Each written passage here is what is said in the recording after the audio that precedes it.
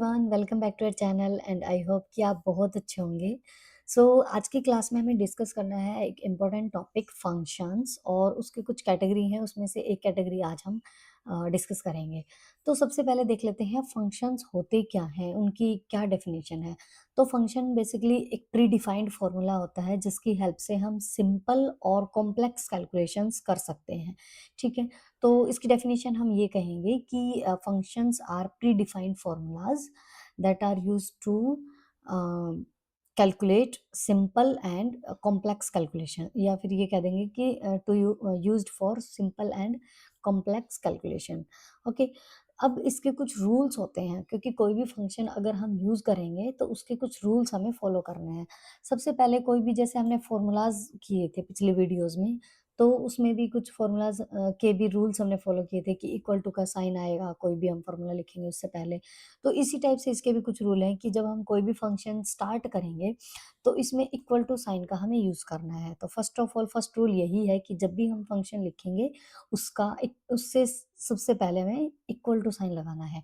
Second rule ये कहता है कि जो भी फ़ंक्शन नेम होगा एक्सेल के अंदर, वो वैलिड होना चाहिए, वैलिड एक्सेल नेम होना चाहिए। ठीक है? तो जैसे कोई भी फंक्शन अगर हमें यूज़ करना है तो उसका वैलिड एक्सेल नेम होना चाहिए। जैसे नीचे हमने मैथमेटिकल फंक्शंस के कुछ फंक्शंस लिख रखे हैं, सम, प्रोडक्ट, मोड। तो इसमें अगर हमें सम करना है तो इसका वैलिड होना चाहिए, मतलब एसयूएम पूरा हम लिखेंगे, ठीक है? एसयूएम सम।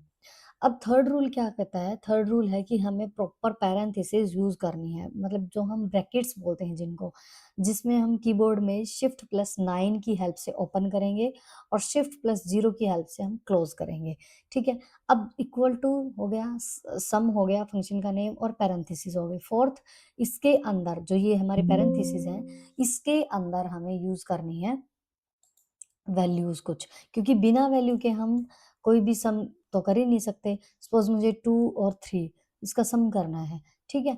तो 2 और 3 लिखा, वैल्यू लिखी इसके अंदर, ठीक है? ब्रैकेट क्लोज़ की, मतलब पैरेंथेसिस प्रॉपर हमारे लग गए। अब हमें प्रेस करनी है एंटर की। जैसे ही हम एंटर की प्रेस करेंगे, हमारा आंसर आ चुका है 5, ठीक है? तो ये था हमारा फंक्शन का रूल जो हमें फॉलो करने हैं। उसके बाद आते हैं कुछ कैटेगरीज़ फंक्शन की। अब फंक्शन की हमारे पास 5 कैटेगरीज़ होती हैं, जिसमें फर्स्ट आता है हमारा मैथमेटिकल फंक्शन, उसके बाद टेक्स्ट फंक्शंस आते हैं, फिर हमारे पास लॉजिकल फंक्शंस आते हैं, डेट एंड टाइम फंक्शन आते हैं और फिफ्थ है हमारा स्टैटिस्टिकल फंक्शंस। तो एक-एक करके हम डिस्कस करेंगे। आज की क्लास में सिर्फ मैथमेटिकल फंक्शंस हम डिस्कस करेंगे। तो चलिए डिस्कस कर लेते हैं। सबसे पहले हमारा सम है, जो कि अभी हमने करके देखा था, ठीक है? इज़ इक्वल टू का साइन लगा के सम, और फिर जो भी जिस भी नंबर का हमें सम चाहिए वो नंबर सम में लिख दिए और फिर एंटर की हमने प्रेस कर दी, ठीक है? उसके बाद आता है प्रोडक्ट। अब प्रोडक्ट में भी सेम हमें क्या करना है, इज़ इक्वल टू का साइन लगाया, उसके बाद हमें लिखना है प्रोडक्ट, ठीक है? और फिर पैरेंथेसिस यूज़ करनी है।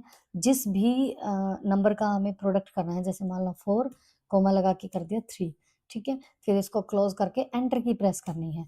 तो 4 इंटू 3 क्या हो जाएगा 12, ठीक है? तो हमारे पास आंसर आ चुका है।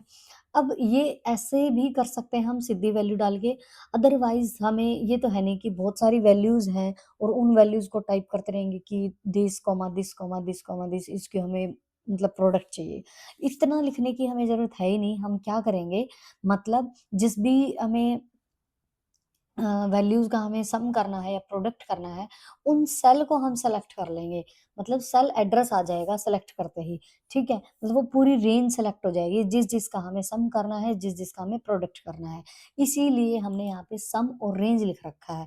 मतलब जिसका भी हमें सम करना है, उसकी रेंज को हम सेलेक्ट कर लेंगे कि यहाँ से लेकर यहाँ तक मुझे सम करना है, ठीक है? डायरेक्ट हमें वैल्यू लिखने की ज़रूरत ही नहीं पड़ेगी जो हमने अभी लिखी।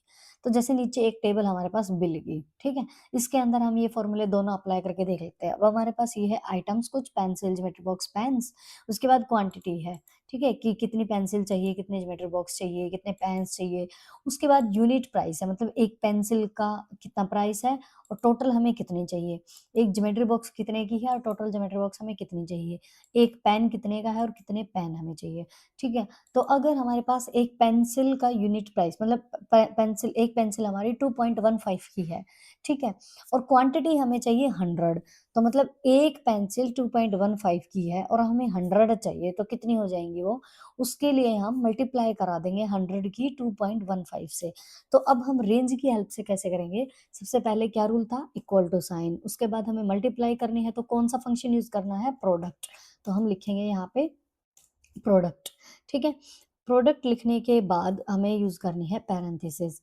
अब इतना करने के बाद हमें ये लिखने की ज़रूरत नहीं है 100 कोमा 2.15, नहीं, हम क्या करेंगे, जिसका भी हमें प्रोडक्ट करना है, उन दोनों सेल को हम सेलेक्ट कर लेंगे। मतलब कितनी भी हो, 2 हैं, 3 हैं, 10 हैं, 12 हैं, 100 हैं, उन सेल को हम सेलेक्ट कर लेंगे सीधा। सेलेक्ट करने के बाद देखो सेल एड्रेस हमारे पास आ गया ऑटोमेटिक। अब ब्रैकेट को हम क्लोज़ कर देंगे और एंटर की हम प्रेस कर देंगे। तो मल्टीप्लाई होके हमारा जो प्राइस है वो आ चुका है 215, ठीक है? अब इसी फ़ॉर्मूले को हम नीचे कॉपी कर लेंगे, बार-बार हमें ये फंक्शन अप्लाई करने की ज़रूरत भी नहीं है, ठीक है? इसको फिल हैंडल से पकड़ा और नीचे की तरफ ड्रैग कर दिया, तो ये प्रोडक्ट जो है वो अपने आप इसमें भी आ गया, इसमें भी आ गया। अब देखो अब नीचे मैंने इस वाली सेल पे क्लिक कर रखा है ना, 399.8, तो देखो फ़ॉर्मूला बार के अंदर इसके अंदर फंक्शन लिखा हुआ है, इक्वल टू प्रोडक्ट दिस, क्योंकि जो हमने फंक्शन कॉपी किया है, वो इसने ऑटोमेटिक उठा लिया बाद में, पेस्ट करने के बाद इसने ये सेल एड्रेस अपने आप उठा ली, ठीक है? जैसे यहाँ कॉपी किया, तो इन दोनों का सेल एड्रेस अपने आप उठा लिया, यहाँ कॉपी हुआ, तो इन दोनों का सेल एड्रेस ऑटोमेटिक उठा लिया, ठीक है? ये चीज़ें हम पहले भी डिस्कस कर चुके हैं, जब हमने फ़ॉर्मूलाज़ डिस्कस किए थे। अब ये था हमारा प्रोडक्ट फंक्शन। अब हमें लास्ट में करना है टोटल, मतलब ये तो था कि एक पेंसिल 2.15 की है, टोटल 100 चाहिए, तो कितने पैसे देने होंगे? 215। इसी तरह ज्योमेट्री बॉक्स के कितने देने हैं हमें? 2299.5, लेकिन टोटल कितने देने हैं? 215 प्लस ये, मतलब क्या करना है हमें? ऐड करना है तीनों को, मतलब टोटल हमें बनाना है, तो उसके लिए कौन-सा फंक्शन हम यूज़ करेंगे? सम फंक्शन। अब सम फंक्शन के लिए हम सबसे पहले इक्वल टू और फिर लिखेंगे सम। ओके, उसके बाद पैरेंथेसिस स्टार्ट करेंगे और जिन-जिन का भी हमें सम चाहिए, उन तीनों सेल को, तीनों चारों जितनी भी हैं, उन सेल्स को हम सेलेक्ट कर लेंगे। तो यहाँ से लेके मुझे यहाँ तक चाहिए, ठीक है? तीनों मैंने सेलेक्ट कर ली, रेंज सेलेक्ट हो गई, उसके बाद पैरेंथेसिस को क्लोज़ कर दो, ब्रैकेट क्लोज़ कर दो और एंटर की प्रेस कर देंगे हम, तो हमारा आंसर आ गया। तो देखो कितनी मतलब ये कॉम्प्लेक्स हो जाती है थोड़ी-सी, मल्टीप्लाई करके देखो कि क्या आंसर आएगा, ठीक है? तो फंक्शन की हेल्प से ईज़िली हम ये कर सकते हैं। अब ये तो हमारे पास जैसे छोटी-सी टेबल थी, अगर बहुत ज़्यादा डाटा हमारे पास है, तो ये ईज़िली हो जाएगा विदिन सेकंड्स में। ओके, बस हमें फंक्शन लिखना है, जो भी जिस भी रेंज तक हमने प्रोडक्ट या सम करना है, वो सेलेक्ट करके और ब्रैकेट क्लोज़ करके एंटर की प्रेस करनी है। फिर उसी फंक्शन को हम कॉपी भी कर सकते हैं, जैसे मैंने 1 पे अप्लाई किया था, बाद में उसको कॉपी कर दिया था। ओके, तो ये हमारा हो चुका है। तो 2 फंक्शन हमने डिस्कस कर लिए मैथमेटिकल में, एक तो सम, एक प्रोडक्ट। नेक्स्ट हमारे पास मोड। अब मोड का क्या मतलब होता है? मॉड्यूलस, मतलब मोड में क्या करता है, कोई भी नंबर जिसको हमें डिवाइड कराना है और किससे कराना है, डिवीज़र लिखना है, ठीक है? मतलब कोई भी नंबर जिसको हमें डिवाइड कराना है, उसके बाद डिवीज़र मतलब जिससे डिवाइड कराना है, वो लिख देंगे। तो जो नंबर है, वो डिवाइड होके उसका रिमाइंडर आ जाएगा, ठीक है? मतलब जैसे हमने लिखा equal to mode, equal to तो सब में ही लगाना है ना, इक्वल टू मोड लिख दिया, उसके बाद ब्रैकेट स्टार्ट की। अब हमें पहले देखो नीचे फंक्शन भी आ गया हमारा, मोड, नंबर, कॉमा, डिवीज़र, ठीक है? तो सबसे पहले हमें लिखना है नंबर। अब कौन-सा नंबर? जैसे मान लो मैंने 45 लिख दिया, 45 लगा के कॉमा लगा के मैंने कर दिया 2 से डिवाइड, ठीक है? 45 को हम किससे डिवाइड करेंगे? 2, मतलब डिवीज़र 2 है हमारा, ठीक है? ब्रैकेट क्लोज़ कर दी और एंटर की हम प्रेस करेंगे ना, तो हमारे पास रिमाइंडर आ जाएगा। तो देखो जब हम 2 को मतलब 45 को 2 से डिवाइड करेंगे तो हमारे पास रिमाइंडर क्या आएगा? 1।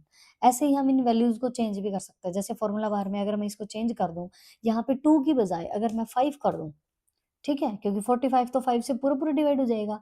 तो आंसर क्या आएगा हमारे पास? रिमाइंडर 0, क्योंकि 45 5 से पूरा-पूरा डिवाइड हो जाएगा। तो रिमाइंडर हमारे पास 0 ही आएगा।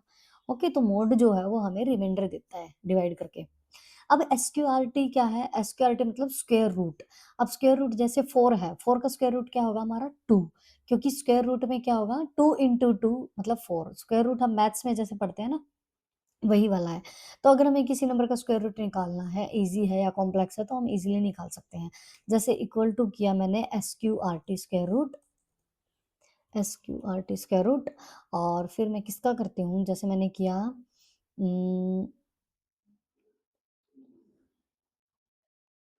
89 का कर लेते हैं।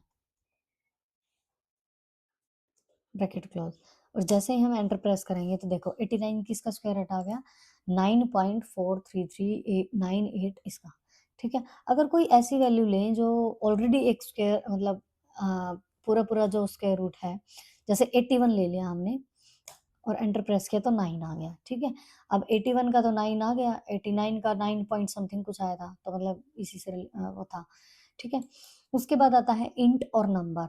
इंट में क्या होता है, मतलब अगर हमारे पास ऐसा डाटा है बहुत सारा जिसमें फ्लोट में वैल्यूज़ हैं, फ्लोट मतलब जिसमें पॉइंट्स में वैल्यूज़ हैं कि 14.33, 14.76, 99.76 इस टाइप से, मतलब कोई भी पॉइंट में वैल्यू है। उस सारा डाटा हमें इंटीजर में कन्वर्ट करना है। तो एक में हम फंक्शन लगा देंगे इंटीजर में और उसको कॉपी कर देंगे, तो वो सारी वैल्यूज़ जो हैं वो हमारी इंटीजर में आ जाएँगी। जैसे एक हम करके देख लेते हैं, इक्वल टू इंट किया और कोई भी पॉइंट की वैल्यू हम ले लें, जैसे 34 पॉइंट ले लिया हमने, 87 87 कर लेते हैं और ब्रैकेट क्लोज़ कर दी, एंटर। तो हमारे पास 34 आ गया, ठीक है? 34 पॉइंट समथिंग कुछ लिखा था ना हमने, तो फ्लोट वैल्यू को मतलब पीछे की जो पॉइंट के बाद की वैल्यू है उसने उसको हटा दिया। तो अब ये तो एक ही वैल्यू थी, लेकिन बहुत सारा डेटा हो जाता है तो उसको अगर इंट इंट ऐसे करके फंक्शन लगाने में थोड़ा-सा होगा ना, एक बार लगाया और उसको हटा देगी वो अपने आप, इंटीजर वैल्यू दे देगा हमें, ठीक है? उसके बाद आता है नेक्स्ट फंक्शन हमारा पावर। अब पावर में क्या होता है, जैसे 2 raise to power 10, 2 raise to power 12, अगर ज़्यादा बड़ी-बड़ी पावर में वैल्यू है तो उसको ईज़िली सॉल्व कर देगा। जैसे इक्वल टू पावर हमने किया, सबसे पहले हम लिखेंगे नंबर, जैसे मैंने लिखा 7, ठीक है? उसके बाद 7 की कितनी पावर चाहिए हमें? 7 की मुझे चाहिए 4 पावर, ठीक है? मतलब 7 इंटू 7 इंटू 7 इंटू 7, तो कितना आएगा वो अपने आप बता देगा एंटर की प्रेस करने के बाद। ये आएगा 2401। तो किसी भी नंबर की अगर हमें पावर निकालनी है, ठीक है? तो वो हमें दिखा देगा। तो ये और भी बड़ा कर सकते हैं, जैसे 7 की पावर अगर हम 12 करें, ठीक है? मतलब जितनी भी करनी है तो ये अपने आप ही दे देगा। ज़्यादा बड़ा नंबर है तो इसलिए ये ई करके और वैसे दिखा रहा है, इस सेल को बड़ा करेंगे तो पूरा दिखा देगा ये, ठीक है? अब है नेक्स्ट हमारा काउंट और रेंज। काउंट का मतलब होता है कि नंबर्स को काउंट करना। जैसे मान लो मेरे पास इक्वल टू काउंट ये वाला फ़ॉर्मूला लगाऊँ मैं, फंक्शन लगाऊँ, तो इसमें वैल्यूज़ लिख देंगे हम। जितनी भी वैल्यूज़ लिखेंगे तो ये वैल्यूज़ को काउंट करके बता देगा जस्ट हमें। जैसे लिख दिया 6, 7, 9, 13, 16, मतलब जितनी भी वैल्यू हम लिखेंगे, 0, 2, 45, ठीक है? तो ये कितनी वैल्यूज़ हो गई, इनको ये काउंट करके दे देगा बस जस्ट कि हमने कितनी वैल्यूज़ टाइप की थी, 9। देखिए इसका इसने आंसर हमारा सही दिया है, देखिए काउंट करके 1, 2, 3, 4, 5, 6, 7, 8, 9, हाँ, ठीक है। तो मतलब हमने 9 वैल्यूज़ लिखी थी, इसने काउंट करके दे दी, सिंपल। तो ये काउंट जो है वो वैल्यूज़ को काउंट करने के लिए यूज़ होता है। नेक्स्ट हमारा राउंड, नंबर ऑफ डिजिट्स। अब राउंड का मतलब होता है राउंड ऑफ करना किसी भी वैल्यू को। जैसे हमने लिख दिया इक्वल टू कोई भी, जैसे फ्लोट में वैल्यू हो गई ना, राउंड, जैसे कई बार मार्क्स हमारे पॉइंट्स में होते हैं ना, उसको राउंड ऑफ करके दे देगा ये। नंबर हमने लिखना है और फिर कितनी डिजिट्स तक हमने इसको राउंड ऑफ करना है वो भी हमें लिखना है। जैसे मैंने लिख दिया 77.9453 ये लिख दिया। अब इसको राउंड ऑफ करना है हमें, तो ये राउंड ऑफ अपने आप करके दे देगा हमें, equal to enter enter press कर देते, यू एंटर्ड। अच्छा, कितनी कितने उस तक करना है ये भी तो लेना होगा ना हमें, कॉमा लगा के। हाँ, ठीक है। कॉमा लगा के नंबर ऑफ डिजिट, मतलब कितने डिजिट्स तक हमें ये राउंड ऑफ करानी है। जैसे 77.9 तक चाहिए या 77 पॉइंट, मतलब कितने डिजिट्स चाहिए पॉइंट के बाद। जैसे मुझे चाहिए सिर्फ़ 2 डिजिट, ठीक है? जैसे मैंने अब लिख रखी है 77.94539, 5 डिजिट है, लेकिन मुझे चाहिए पॉइंट के बाद सिर्फ़ 2 डिजिट, तो ये अपने आप राउंड ऑफ कर देगा। अब देखते हैं, तो देखो 2 डिजिट्स तक चाहिए थे ना, तो 2 डिजिट्स इसने कर दिया 77.95। अब यहाँ से मुझे 2 की बजाय अगर मैं 1 कर दूँ, तो ये 1 में भी कर देगा। 77.9 इसने कर दिया, तो राउंड ऑफ कर देता है ये। उसके बाद है एबीएस नंबर, मतलब एब्सोल्यूट। अब इसमें ये एब्सोल्यूट नंबर कर देगा, मतलब अगर कोई नेगेटिव वैल्यू है तो उसको पॉजिटिव कर देगा। जैसे इक्वल टू एबीएस किया, ठीक है? और इसमें मैंने कोई भी नेगेटिव लिख देती हूँ वैल्यू में, जैसे 34 -34 लिख दी और एंटर की हम प्रेस कर देंगे। तो -34 का इसमें 34 कर दिया, ठीक है? तो मतलब ये फंक्शंस थे, मैथमेटिकल फंक्शंस थे, बहुत सिंपल हैं। और बहुत हेल्पफुल रहता है हमारे, अगर हमारे पास ढेर सारा डाटा है, तो उसकी कैलकुलेशंस हम फंक्शंस में इज़िली कर लेते हैं, ठीक है? सम ऐड करने के लिए, प्रोडक्ट मल्टीप्लाई करने के लिए, मोड मतलब उसका रिमाइंडर अगर हमें चाहिए है, ठीक है? एसक्यूआरटी स्क्वायर रूट के लिए, इंट इंटीजर में अगर हमें कोई नंबर चाहिए, ठीक है? उसके बाद पावर अगर हमें निकालनी है किसी नंबर की, उसके बाद काउंट अगर करने हैं कि कितनी वैल्यूज़ हैं, राउंड मतलब राउंड ऑफ करके अगर हमें कोई नंबर चाहिए और वो कितने डिजिट्स तक चाहिए वो भी हम देंगे, इसको बता देंगे, अपने आप ही ये कर देगा। उसके बाद एब्सोल्यूट नंबर। तो ये थे हमारे पास मैथमेटिकल फंक्शंस। आई होप कि आपको समझ आए होंगे।